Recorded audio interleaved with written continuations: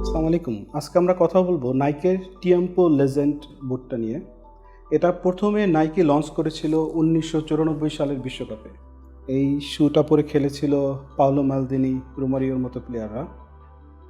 2005-এ তারা এটাকে রিনেম করে, টিয়াম্পোর সাথে অ্যাড করা হয় টিয়াম্পো লেজেন্ড।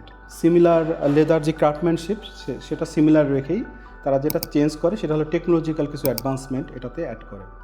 2023-তে তারা এটাকে আবার রিনেম করে, কারণ এখানে মেজর কিছু চেঞ্জ হয়। তারা যেই ক্যাঙ্গারু লেদারটা ইউজ করতো এখানে তারা ইউজ করে এখন সিনথেটিক একটা লেদার, যেটা আরও বেশি লাইটার হয়েছে, এবং তারা রিনেম করে এটাকে করে টিয়াম্পো লেজেন্ড এক্স। এরপর থেকে যেটা তারা আসছে এডিশনগুলো এখনও, সেটা হলো টিয়াম্পো লেজেন্ড এক্স। 2024-এ তারা 30 ইয়ার্স সেলিব্রেট করার জন্য এই এডিশনটা লঞ্চ করে, তো সেলিব্রেটিং 30 ইয়ার্স টিয়াম্পো, যেটা ফ্লাই টাচ টেকনোলজিটা তারা ইউজ করেছে। এই লেদারের উপরে খুব শাইনি একটা প্রলেপ এখানে দেওয়া আছে, যেটা আলো পড়লে খুব শাইন করে, গোল্ডেন একটা শাইন দেয়।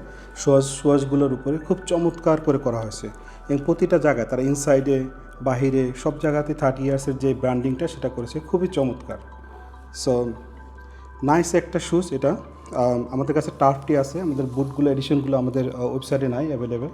সো টার্ফ যারা নিতে চান, এটা লেজেন্ডারি একটা টার্ফ শুজ, আপনারা যদি ট্রাই করতে চান অবশ্যই আমাদের ওয়েবসাইট থেকে দেখতে পারেন, clisbury.com-এ অ্যাভেলেবেল আছে।